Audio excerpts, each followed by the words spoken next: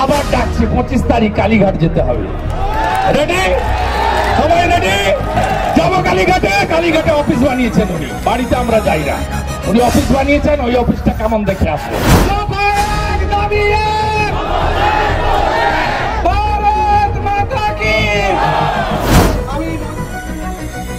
মমতার পদত্যাগের দাবিতে শুভেন্দুর নেতৃত্বে মেচেদায় মহা মিছিল। আজ বিকেল 4টায় শুভেন্দু অধিকারী নেতৃত্বে আরজিকর হাসপাতালে নারকীয় ধর্ষণ ও হত্যার প্রতিবাদে প্রায় 20,000 বিজেপি কর্মী সমর্থকরা মেচেদা বাইপাস পর্যন্ত 2 কিমি দীর্ঘ প্রতিবাদ মিছিলে পা মিলান। ভবতারিণী মন্দির থেকে শুরু হওয়া এই মিছিল একটাই স্লোগান ছিল, দফা 1 দাবি 1, মমতার পদত্যাগ চাই।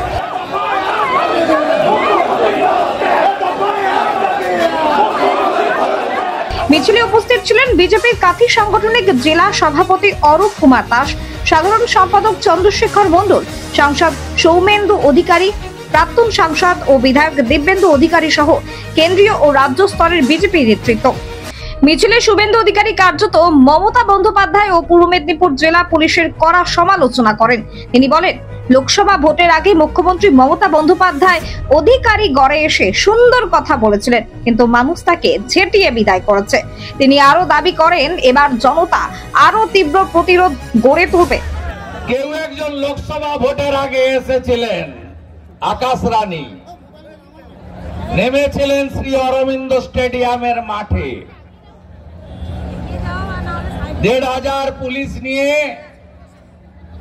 জুনপুর মোড় থেকে হাঁটতে হাঁটতে বাইপাসের কাছে মিছিল শেষ করে আবার সিএসসি ময়দান থেকে চপারে চড়ে পালিয়েছিলেন। কি বলে গেছিলেন?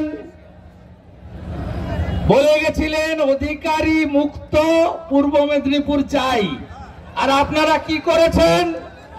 পিসি মুক্ত পূর্ব মেদিনীপুর, পিসি মুক্ত, পিসি ভাইপো মুক্ত পূর্ব মেদিনীপুর করেছেন আপনারা। আপনাদের সবাইকে আমি একবার স্যালুট করতে চাই। মিছিলে শুভেন্দু অধিকারী আরো হুঁশিয়ারি দেন, 25শে সেপ্টেম্বর ছাত্র যুবদের নেতৃত্বে কালীঘাট ঘেরাও কর্মসূচি নেওয়া হবে। এই ঘোষণায় উপস্থিত বিজেপি কর্মী সমর্থকরা উচ্ছ্বাসে ফেটে পড়েন। তারা স্বতঃস্ফূর্তভাবে কালীঘাট ঘেরাও কর্মসূচির প্রস্তুতি আজ থেকে শুরু করবেন বলে জানা যাচ্ছে। পরে নবান্নতে ঠেলায় পড়ে বলছে আমি তো টাকার কথা বলিনি। কত বড় মিথ্যাবাদী, যার নেতৃত্বে আমরা পশ্চিমবঙ্গ প্রশাসন চলছে।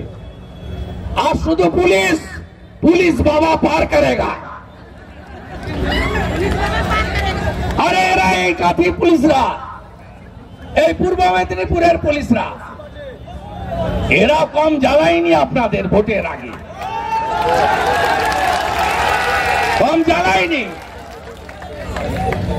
পবিত্রকে আটকেছে, খেজুরির কালীপদ বাবু প্রধানকে আটকেছে, নিষ্কসমার মহিলা প্রধানকে আটকেছে, আমতলিয়ার দেবদাসকে আটকেছে।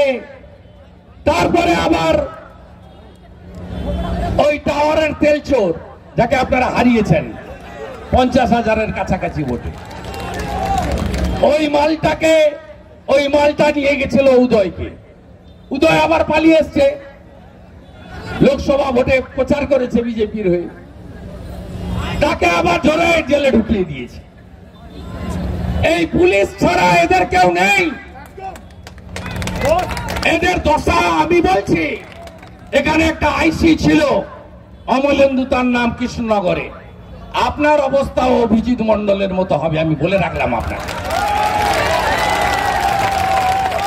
আপনি মিউনিসিপ্যালিটির ইঞ্জিনিয়ার শান্তনু পণ্ডার স্ত্রীকে কি করেছিলেন? সিবিআই তদন্ত হচ্ছে না? কৃষ্ণনগরে নিয়ে গেছে একটা বেয়াদব অমরনাথ বলে এসপি ছিল। এদের ছাড়া হবে না, খুব সাবধান করি এদের। বাংলাদেশে কি হচ্ছে দেখছেন না? হারুন বলে এক অত্যাচারী পুলিশ অফিসার ছিল, এখন কোথায় গেছে, কোথায় লুকিয়েছে কেউ জানে না। অত্যাচার শেষ কথা বলে না। আপনারা সবাই একমত তো? দফা 1 দাবি 1, দফা 1 দাবি 1। আপনারা নবান্ন অভিযানে গেছিলেন অনেকে, আমরা গাড়ি টাড়ি দিইনি।